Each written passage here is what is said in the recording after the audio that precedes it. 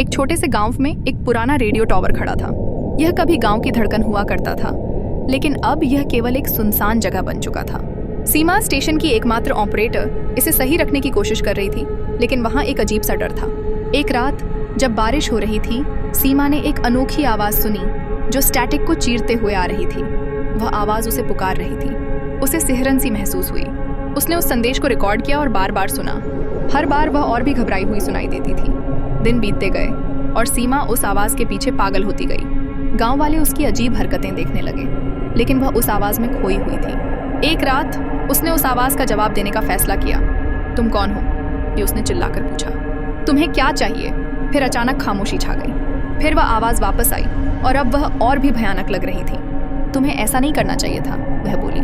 वे तुम्हारे लिए आ रहे हैं। लाइटें झपकीं और चारों ओर के साए लहराने लगे। सीमा डर गई। उसने ट्रांसमीटर बंद किया, लेकिन आवाज उसके मन में गूंजती रही।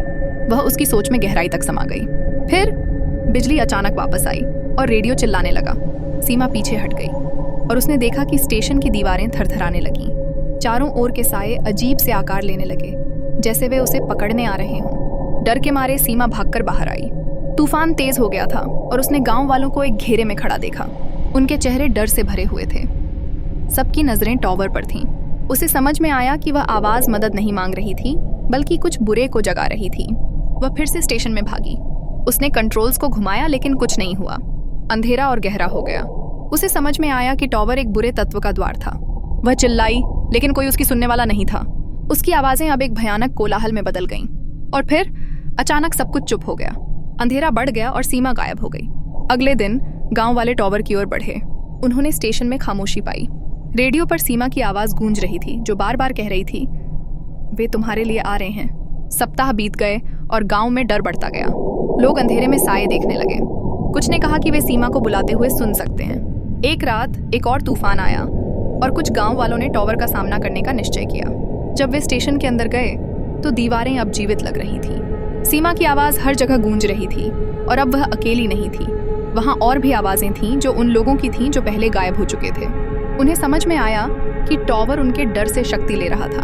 एक एक करके वे टॉवर की जद में आने लगे और उनकी चीखें मिलकर एक भयानक संगीत बन गईं। गांव अब एक खौफनाक जगह बन गया था, जहां सीमा की चीखें और टॉवर की दहशत हमेशा के लिए रह गई थी। अब वह टॉवर वहां खड़ा था, हमेशा के लिए अपने डरावने संदेश को प्रसारित करता रहा।